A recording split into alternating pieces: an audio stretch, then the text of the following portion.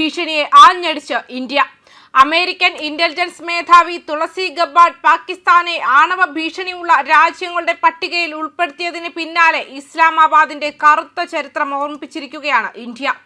പാകിസ്ഥാന്റെ ആണവ പദ്ധതികൾ സുതാര്യമല്ലെന്നും അത് ലോകത്തിന് തന്നെ ഭീഷണിയാണെന്നും വിദേശകാര്യ മന്ത്രാലയ വക്താവ് രൺധീർ ജയ്സ്വാൾ വ്യാഴാഴ്ച വ്യക്തമാക്കിയിരുന്നു. രഹസ്യമായി ആണവായുധ സാങ്കേതിക വിദ്യ കൈമാറ്റം ചെയ്ത വലിയൊരു ചരിത്രം പാകിസ്ഥാനുണ്ടെന്നും ഇത്തരം പ്രസ്താവനകൾ അവർ ഉയർത്തുന്ന അപകടത്തിന്റെ ആഴം വ്യക്തമാക്കുന്നതാണെന്നും ഇന്ത്യ തുറന്നടിച്ചു. US സെനറ്റ് ഇന്റലിജൻസ് കമ്മിറ്റിക്ക് മുന്നിൽ തുളസി ഗബ്ബാർഡ് സമർപ്പിച്ച 2026 വാർഷിക ഭീഷണി വിലയിരുത്തൽ റിപ്പോർട്ടിനെ മുൻനിർത്തിയായിരുന്നു ഇന്ത്യയുടെ പ്രതികരണം. റഷ്യ, ചൈന, ഉത്തര കൊറിയ, ഇറാൻ എന്നിവയ്ക്കൊപ്പം പാകിസ്ഥാനും അമേരിക്കയ്ക്ക് നേരിട്ടുള്ള ആണവ വെല്ലുവിളി ഉയർത്തുന്നുവെന്നാണ് തുളസി ഗബ്ബാർഡിന്റെ റിപ്പോർട്ട്.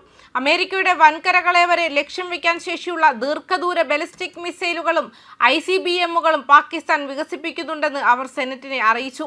വെറും പ്രതിരോധത്തിനപ്പുറം ആണവായുധ വാഹക ശേഷിയുള്ള അത്യാധുനിക മിസൈൽ സംവിധാനങ്ങളാണ് പാകിസ്ഥാൻ നിർമ്മിക്കുന്നത്. അൽ ഖ്വയ്ദ, ISIS തുടങ്ങിയ ഭീകര സംഘടനകൾ ദക്ഷിണേഷ്യയിൽ ഇപ്പോഴും ശക്തമായ സാന്നിധ്യമാണെന്നും ഇത് അമേരിക്കൻ താൽപര്യങ്ങൾക്ക് വിഘാതമാണെന്നും റിപ്പോർട്ട് മുന്നറിയിപ്പ് നൽകുന്നു. അതേസമയം പാകിസ്ഥാന്റെ ആണവ പദ്ധതികൾ ഇന്ത്യയെ പ്രതിരോധിക്കാൻ മാത്രമുള്ളതാണെന്ന് മുൻ വിദേശകാര്യമന്ത്രി ജലീൽ അബ്ബാസ് ജിലാനി അവകാശപ്പെട്ടു. എന്നാൽ പാകിസ്ഥാന്റെ ആണവ പദ്ധതിയുടെ ശില്പി അബ്ദുൽ ഖാദിർ ഖാൻ ഈ സാങ്കേതിക വിദ്യ ഇറാൻ ഉൾപ്പെടെയുള്ള മറ്റ് ഇസ്ലാമിക രാജ്യങ്ങളിലേക്ക് രഹസ്യമായി എത്തിക്കാൻ ശ്രമിച്ചിരുന്നുവെന്ന മുൻ CIA ഉദ്യോഗസ്ഥൻ റിച്ചാർഡ് ബാർലോയുടെ വെളിപ്പെടുത്തൽ ആഗോളതലത്തിൽ വീണ്ടും ചർച്ചയായിട്ടുണ്ട്. പശ്ചിമേഷ്യയിൽ ഇറാൻ-ഇസ്രായേൽ യുദ്ധം കൊടുമ്പിരി കൊള്ളുന്ന ഈ സാഹചര്യത്തിൽ പാകിസ്ഥാന്റെ ആണവ രഹസ്യങ്ങൾ വിശ്വസിക്കാൻ കൊള്ളാത്ത കൈകളിൽ എത്തുമോ എന്ന ആശങ്കയിലാണ് ലോകരാജ്യങ്ങൾ. ഇന്ത്യയുടെ ഈ ശക്തമായ പ്രതികരണം പാകിസ്ഥാനെ അന്താരാഷ്ട്ര തലത്തിൽ കൂടുതൽ ഒറ്റപ്പെടുത്തുമെന്നാണ് വിലയിരുത്തപ്പെടുന്നത്.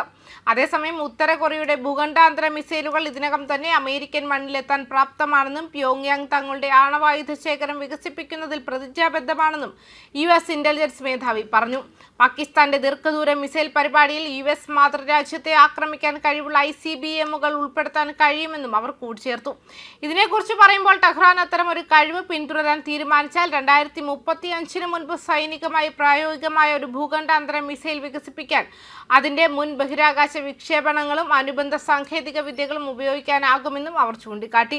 2035 മുൻപ് സൈനികമായി പ്രായോഗികമായ ഒരു ഭൂഖണ്ഡാന്തര മിസൈൽ വികസിപ്പിക്കാൻ തുടങ്ങുന്നതിന് ഉപയോഗിക്കാവുന്ന ബഹിരാകാശ വിക്ഷേപണവും മറ്റ് സാങ്കേതിക വിദ്യകളും ഇറാൻ മുൻപ് പ്രദർശിപ്പിച്ചിട്ടുണ്ടെന്നും അവർ പറഞ്ഞു.